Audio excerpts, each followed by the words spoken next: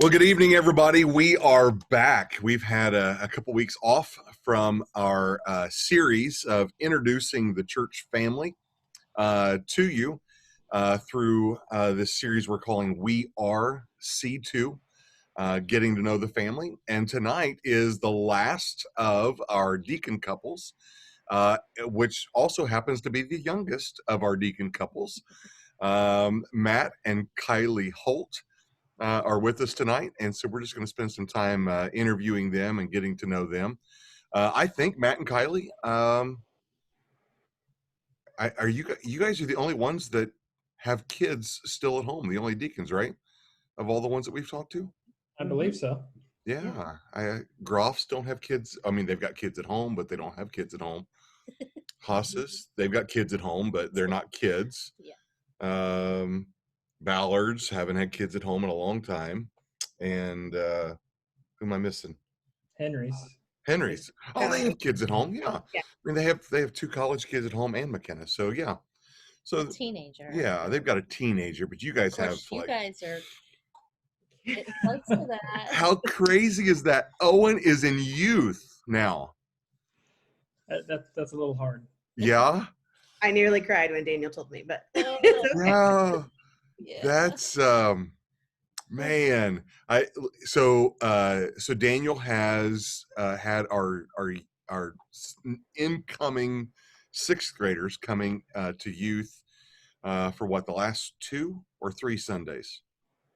I think this was the third Sunday. Yeah. I think it was 3. Yeah. It's bizarre. And no offense to our incoming sixth graders, but every year they seem littler, younger. Just wait till it's Noah, Oh, Millie, man. and Lillian. I know. That's kind of crazy. So we're talking about your kids. Why don't you go ahead and just introduce yourselves and tell us about your kids. Okay. Well, I'm Matt and Kylie, my wife. We have 2 kids. Owen is 11 years old. As we mentioned, he's just started youth.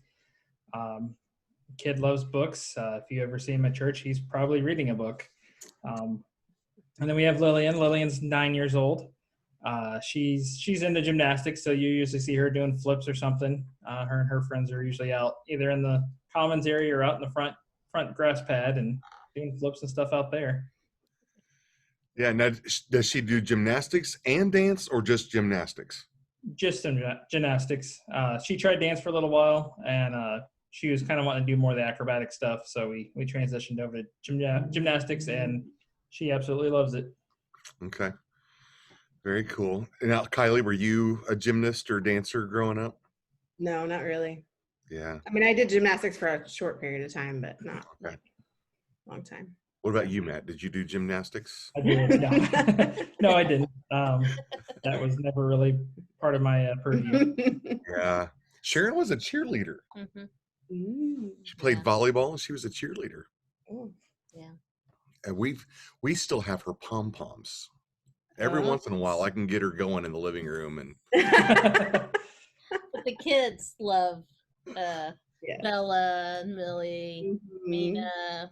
Whenever any kids are over in our living room, they have to get the pom-poms out. And that's why I have them, because now grandkids can enjoy them. So Fun. now, how long have you guys been part of C2?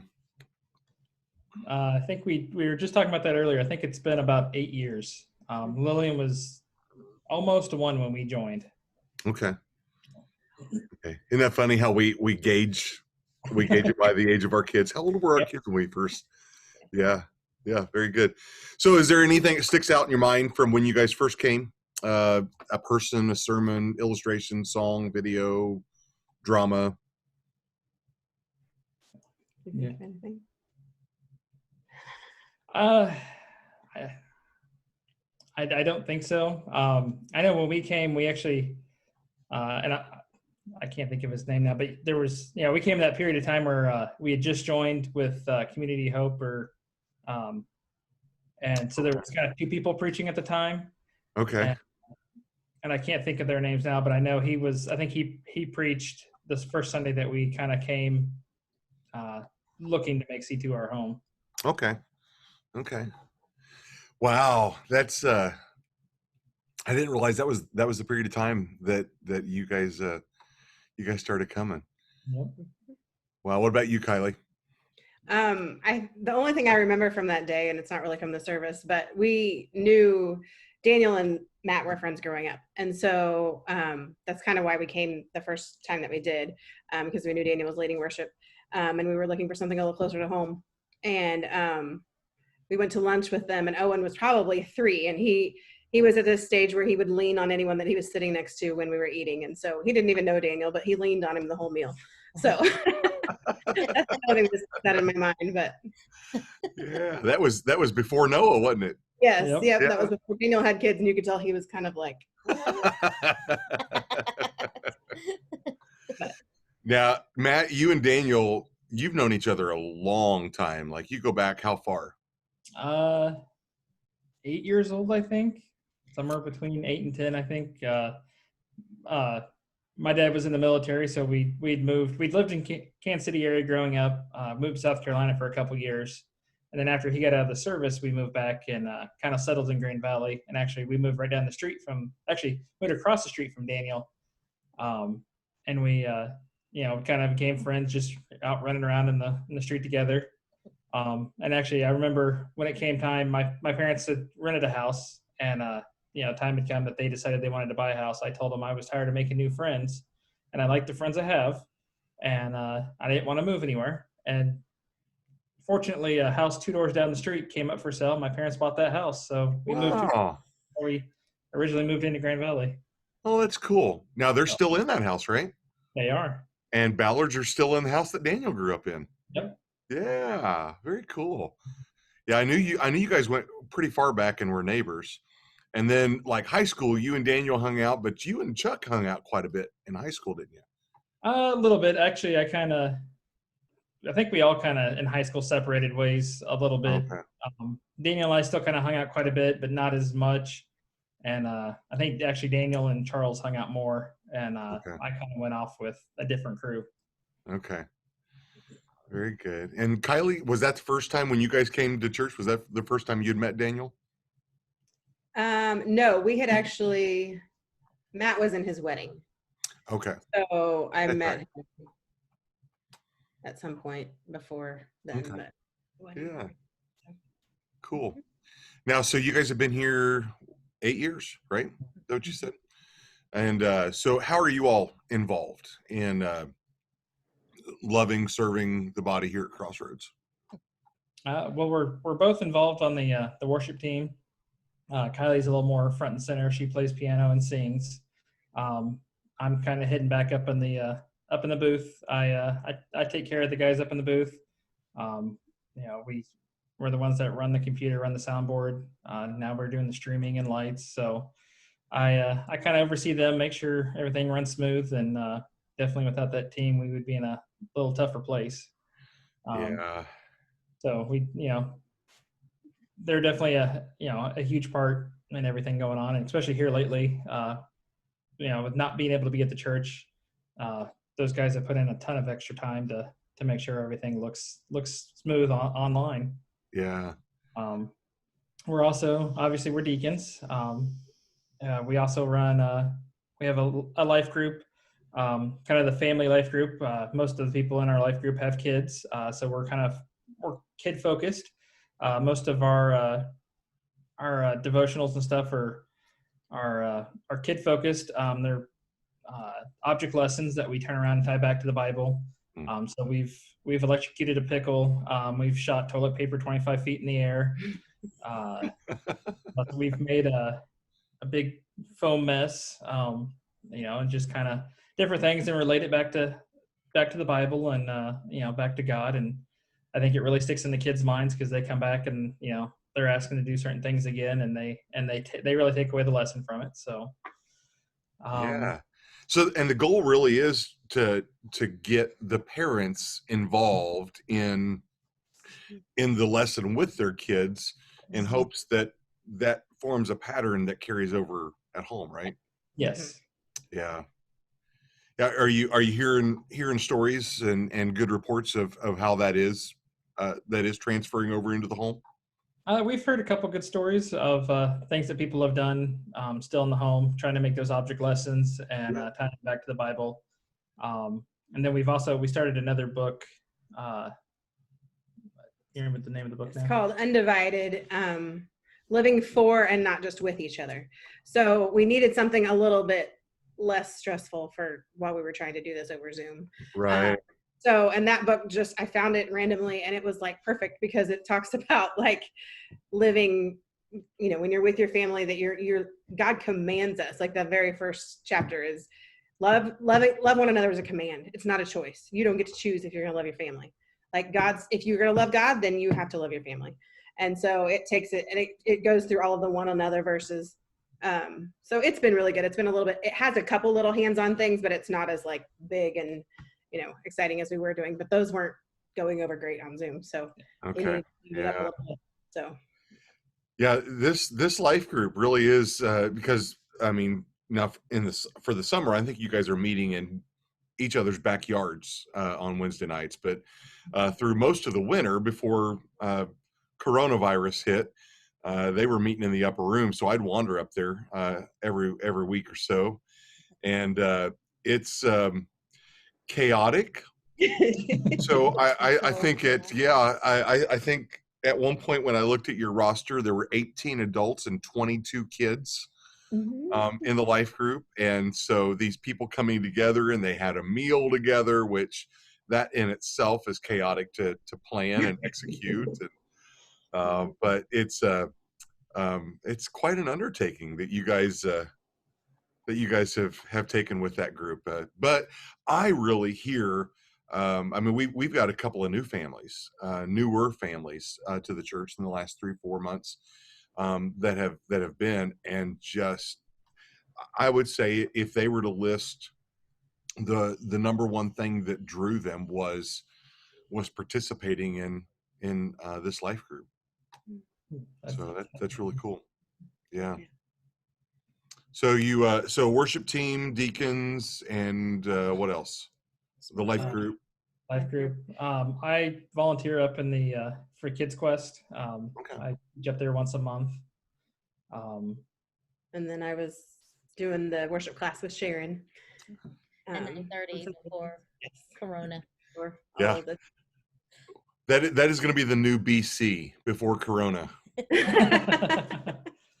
Yeah, back in BC before Corona. Yeah, Kylie has a passion like me of teaching our kids how to worship and bringing them along and how that looks and at their level, but then also bringing that up, raising that bar of how that looks. And we had just gotten into handbells, so I'm really sad about that, but we'll get back. We'll get back. Yeah. We'll get back. We're easing back in. So, Matt, I don't know that I realized, maybe I knew, but I didn't realize that Tom had been in the military and that you guys had moved around some. So, but you, for the most part, Kansas City native? Yeah, for the most part. He was stationed. So he actually did 4 years active, did a year in Okinawa, and then came back and then was stationed in Beaufort, South Carolina. So we moved down there for a couple years.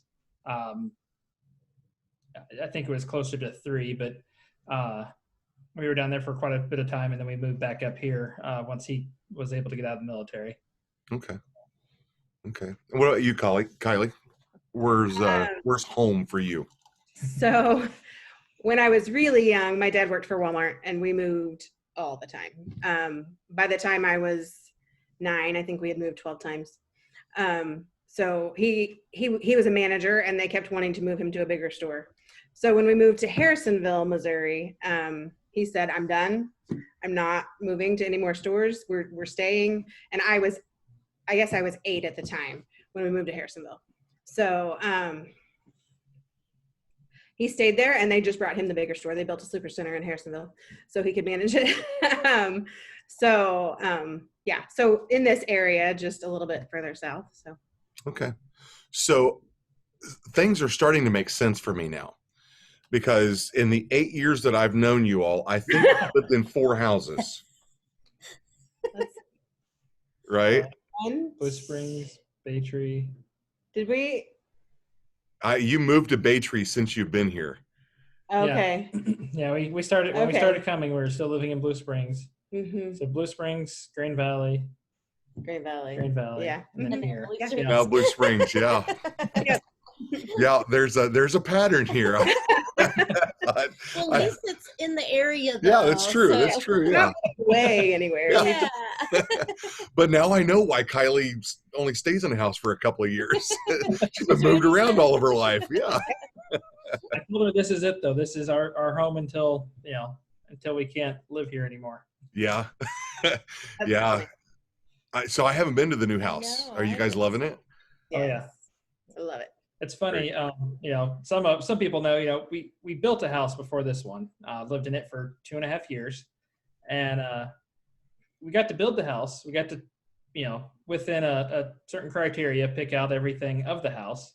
But this is an older house, and we were able to come in, put our touch to it, and it feels more like home than the house that we built for ourselves. Wow.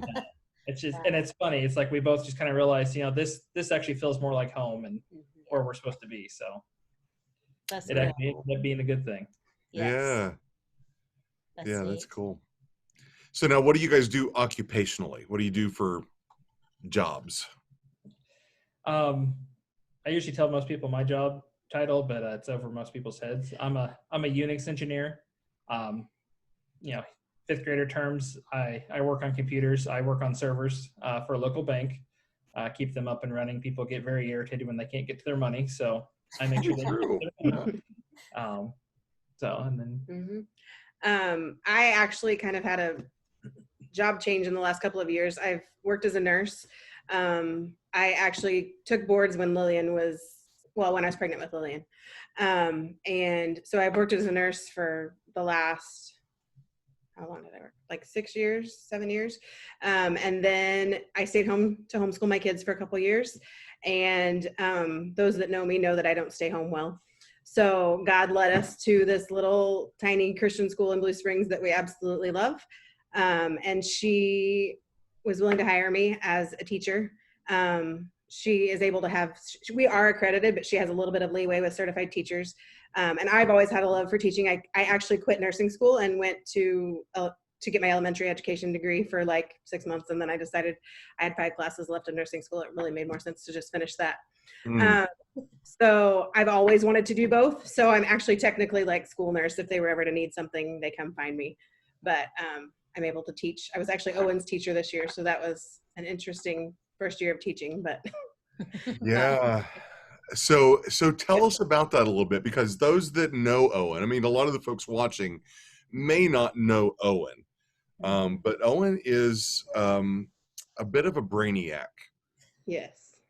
So Matt alluded to the fact that he's quite a book reader. So what was that like, being teacher and mom?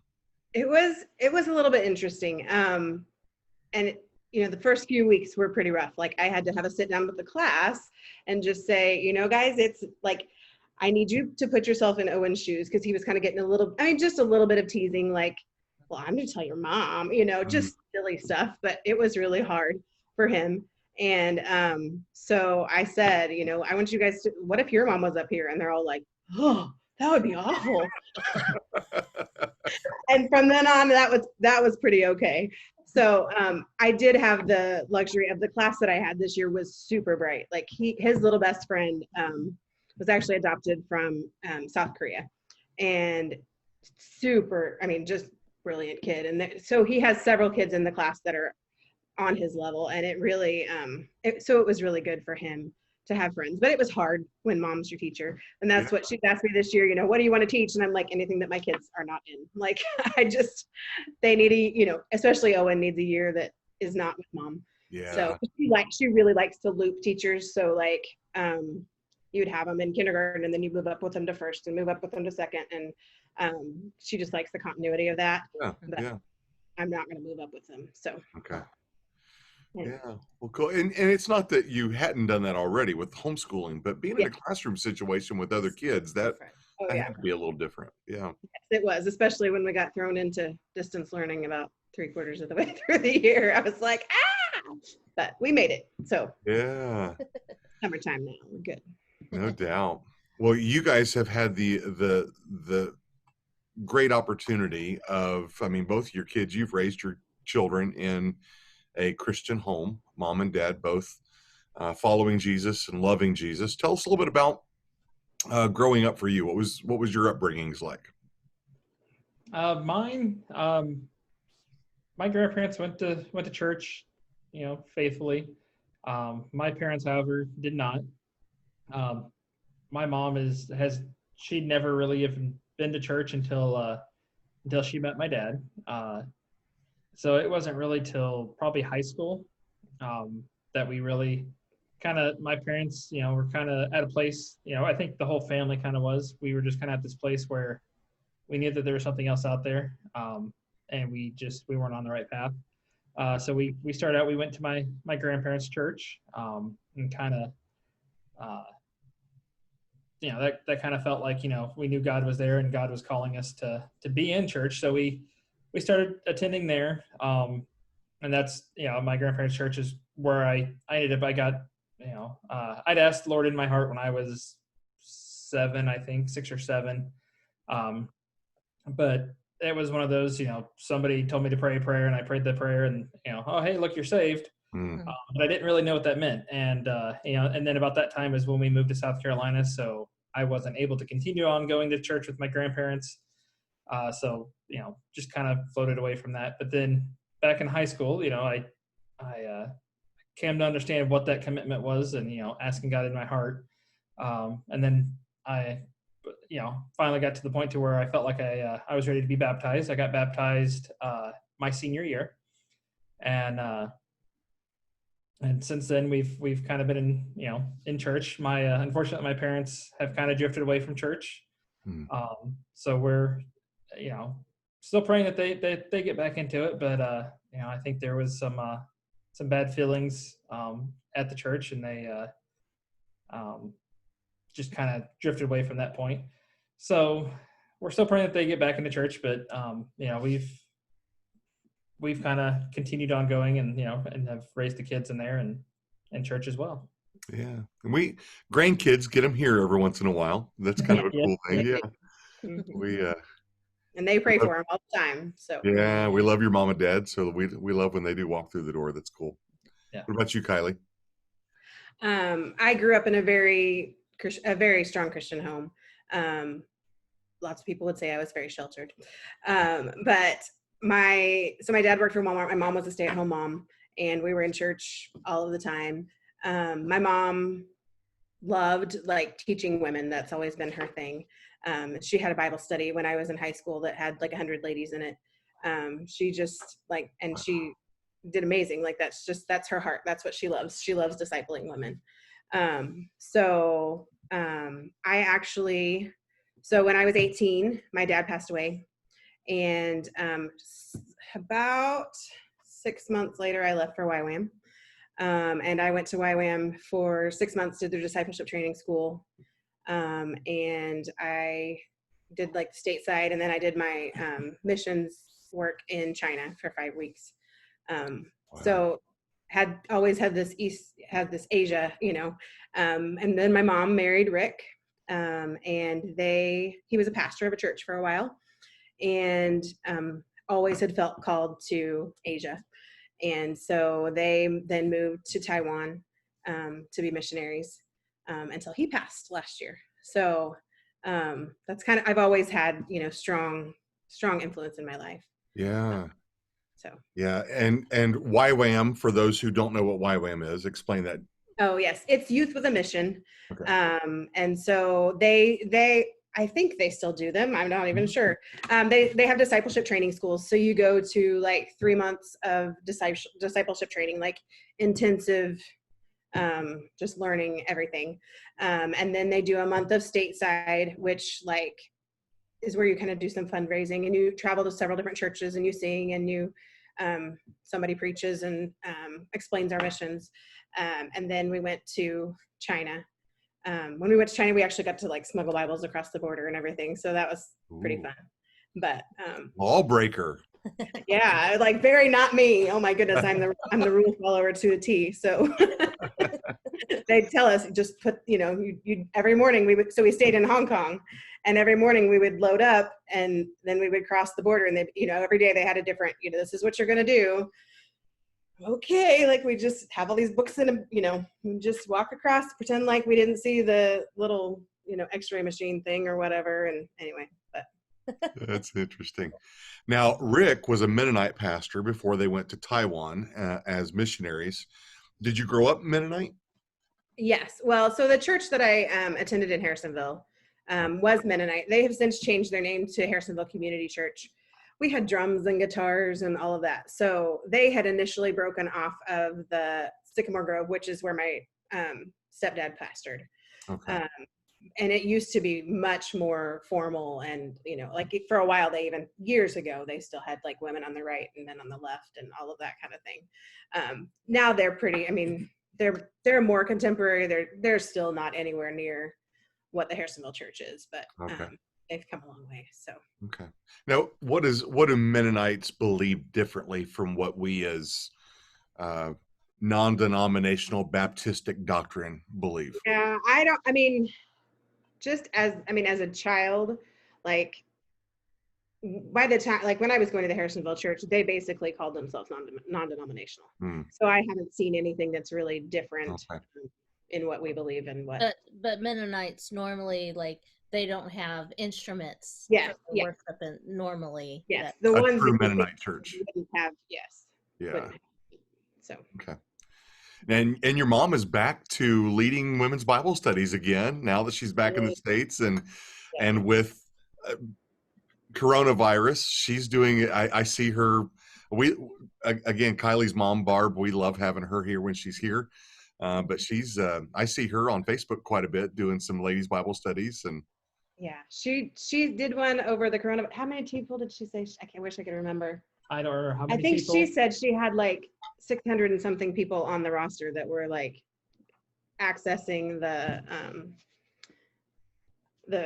study she had written and everything. So I mean, it's just been really, she'd never expected that. She has quit that one, and she's now doing one with just some people in Taiwan, because she still feels called to. She said that one ministry. Of them, she had people from 27 different countries going over her Bible study. Wow. How cool is that? She's still trying to find her fit, or with her mission organization and everything. But yeah. Well, and I have to say, I mean, that woman's gone through so much, and with losing 2 husbands, and a lot of people would be like, just want to give up, but she's an inspiration in the fact of God's not done with her, and and he still has a plan for her, and she's still living her life with purpose and in ministry. And I mean, I'm just in awe of her, just how strong of a woman. I know she doesn't feel like it sometimes, but that she is, because she's really gone through so much. But she hasn't lost her focus off of God, and that's amazing. That was one thing she told me that stood out to me since my stepdad passed. She's like, I remember, when your dad died, and she's like, I thought my life was over. And for months I thought, I am never going to enjoy anything again, and she said, and now I know God got me through that. And so a second time, he's going to get me through. He's not going to leave me, he will be there, and he will get me through this again. Don't know why she had to do it twice, but she's pretty amazing. So is she looking for husband number 3 yet? Not yet. Yeah, I think I'd be saying the same thing. Yeah, I'm not sure I'm going down that route again. Oh goodness, no doubt. Well, even since coronavirus, some of you don't realize our church has actually grown, and you haven't been back to church to discover this yet. But Kylie's sister Holly and her husband Trent have recently moved to Blue Springs and are attending Crossroads now that we're back to meeting again. And have already declared their intent that they want to be part of the church family here. Yeah. How cool is that, having your sister around? We're very excited. Yeah. She's kind of moved around most of her married life. So the kids are so excited to have her in town, and we love having her. Yeah. Very cool. Very cool. Well, how have you guys been handling the stay-at-home order and coronavirus and just the whole pandemic thing? Because you're both working from home, and have both of the kids at home. So how's all that going? Go ahead. So I'm ready to be done. Yeah, it's I am thankful that we have the ability to work from home full time. We have the bandwidth, we have just those capabilities, both my work, her work, and how easy it was to kind of transition to that. For her, for remote learning, how easy it was to transition over to that. The kids to be able to transition fairly easily over to that as well. So I am thankful that we live in a world that when it did happen, we at least had the resources to be able to safely stay at home, take care of our family, and still be able to do our work daily. But yeah, I'm ready to get out, go back to as normal of a life that we can get to, be able to freely walk around and enjoy the outside without or go shopping without having to have a mask on anymore. Yeah.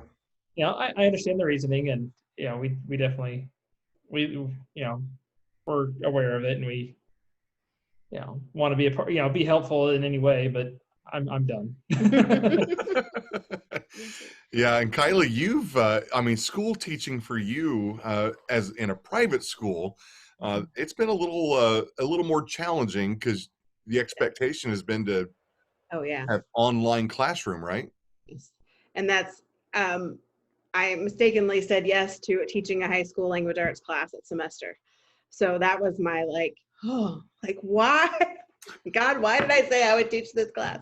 Because if I just had my fifth graders, life would have been good. But ninth graders were, they were very interesting. They like to, everybody always had problems with Zoom, or they, one kid did the reconnecting trick, or, so it was, or they'd take a screenshot of themselves sitting there, and then they'd go do something else, and then I'd call on them and they would be gone. So, those kind of things. I had one kid, Christian school kids. Yeah, I know. Really good kid. It didn't turn in anything till the last 2 weeks of school. I finally had to I know his mom. I had to reach out to his mom and be like, she's like, I just realized he's been in his room doing his school and he has not been doing anything. I'm like, So he got it all done and did a good job, but it was. Yeah, no doubt. We could have, I'd have kids running through my, Zoom meetings. We had the funniest one. I had a teachers meeting one day, and so all the teachers are on Zoom, and Owen, I don't know why, he was going to make something with milk, but he wasn't sure that the milk smelled good, so he brought it to me in the middle of my meeting, sticks it in front of my nose. My boss, and then I made a horrible face because the milk was not good. My boss was dying. Well, I just heard about some woman. I guess it went viral, but some woman got out of the shower and walked through her bedroom naked while her daughter was on Zoom with her class. She didn't realize her daughter was sitting on her bed in her bedroom, and it was. So at least it was just sour milk. Yeah, exactly, just sour milk. There's some pretty interesting stories. Yeah, no doubt. So let's see, what's a passion you're currently pursuing, or a need that you're feeling called to meet?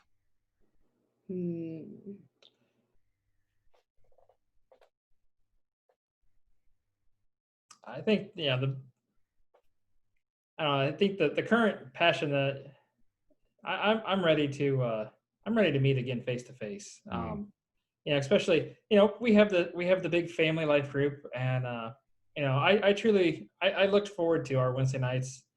Some would say it's chaotic, But I looked forward to those Wednesday nights where, all those kids were running around, having a blast, getting to kind of talk with the parents, see how everybody else is kind of, surviving life, day in and day out with kids. And I mean, we had kids from under a year all the way up to, teenagers.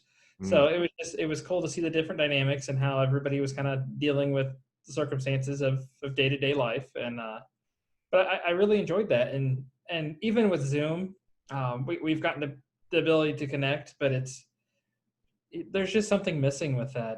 There's not that personal connection. And I've really missed that.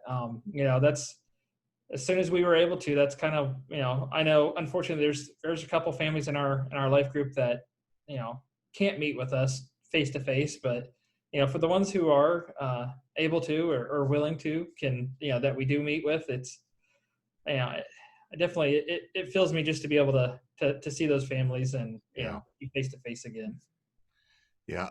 Zoom has been a great tool for this time in a lot of scenarios. Meetings. I mean, I've had some really great prayer meetings and leadership meetings and different things, and even some great small group meetings that I've been able to participate in with Zoom. But man, with the dynamics of the group that you're meeting with, and with so many kids, and that had to be a challenge. And I know our kids ministry has struggled with that, and in our youth ministry, our teenagers. If our teenagers are watching this, they'll definitely affirm they did not like Zoom. They were not very participatory in Zoom with Daniel and Kristen, and that was a real challenge for our ministry, and has really challenged us to be even more creative, but also kind of set us back a little bit in some things. So I'm with you on that passion. I'm ready to have everybody back and move forward. I think I know the answer to this, but introvert or extrovert? Introvert. I don't even know. Like, I don't know if I can say it. That sounds like a stupid answer. I'm Yeah. probably like one of those people that's both, because Yeah. I despise being at home by I don't, but I'm also not like the life of the party person. Like, I'm not, Right. I talk to the people that I know, but I'm not going to go like talk to people that I don't know very, very often. So yeah, I think I would call myself an extroverted introvert. I would Mhm. call you an introverted extrovert. Yeah. Yeah, just where you thrive more on that, but you're not the life of the party. That wasn't a slam, but It's okay. I know. you're really kind of boring to be around, Kylie. But no. Okay, so let's do some fun facts. What's your favorite food? Probably Mexican. Mexican. Okay. Favorite color and why? I'd probably say blue. I don't know why. Just kind of always been that color. Okay. He's wearing a blue shirt tonight. Yeah, you're wearing blue. Wearing blue. Yeah. I would say teal because it's all over my house. I can see that. Yeah. Right. Yeah, you can tell. Yeah. I've maybe gotten a little sick of it with this house. I actually went with blue on some Okay. more. Our wedding colors were teal and fuchsia back Mhm. when those were cool colors. Yeah. Let's see. Dog or cat people? Dog. Dog. Do you guys have a dog? We have 2 dogs. You have 2 dogs. I don't know why we have 2, but we do. Yeah, 2 little bitty ones. We have, a black one and a white one. Frosty, he's the white one, obviously. After Frosty the Snowman. And then we recently, 2 years ago, year and a half ago maybe, we for some reason we decided that 1 wasn't enough and we needed 2, and so we had rescued another puppy and had 2, and there for a while we kind of were kicking ourselves, asking why we decided to add more chaos into the family. But now they're both really good dogs. Owen has with a new puppy, Scout, or I guess he's 18 months now, so he Owen has really taken to trying to train him. So Owen's really taken the lead on that and got him. He's pretty he listens pretty well, and Owen can get him to do a couple tricks. So Owen's excited just to have a puppy that he can train. Mm-hmm. Okay, yeah. We're two dog people. We like two dogs. We're comfortable with that. There was a time period where we had 3 kids, 3 dogs, a cat, and 2 chinchillas, Oh wow. and that was too much. Yeah. Yes. Yeah, we didn't do that. That didn't last terribly long. Yeah, I was like, I will never do 3 dogs again. Yeah, I John don't- Two is nice. John and Angie Unger talked us into the chinchillas, told us how awesome they were, and they were not. They were not. So I blame Angie for that one. Mountain vacation or beach vacation? Ooh, that's a I hard say one. beach, or beach and mountains, We got Yeah, I say we went to Taiwan and we had the best of both worlds. It's Yeah. true. Yeah, yeah, Um, no doubt. so yeah, I don't know. I lived by a beach for a little while, so I think I could go either way, but I think I'd lean towards mountains. Okay. Yeah, Sharon and I, the mountains are calling us. We're trying to plan a mountain vacation. Mhm. It's been too long. So chill, relaxing, do nothing vacation or run and adventurous vacation? I would say somewhere of a mix between the two. Mhm. Like I don't like it when every day is well, and we learned when we took our kids to Disney, we get there and we're in the parks and we're like, oh, this is so great. And they're like, can we just go back to the hotel and swim? I'm like, I paid all of this money for you to be in this park right now. We are not going to the hotel and swim. It's so true. No doubt. No doubt. Well, anything else that you guys want those that don't know you to know about you?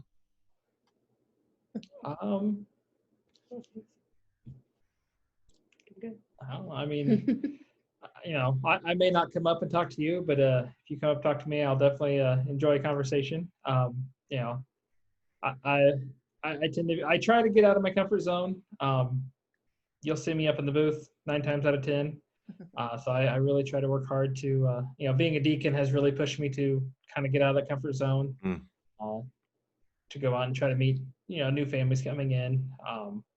So yeah, I'm definitely I try to be approachable, but I may not be the one to start the conversation. So Yeah. definitely feel free to come by and talk.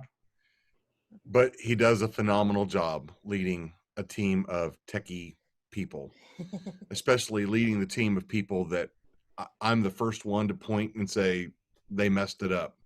What did you guys do wrong?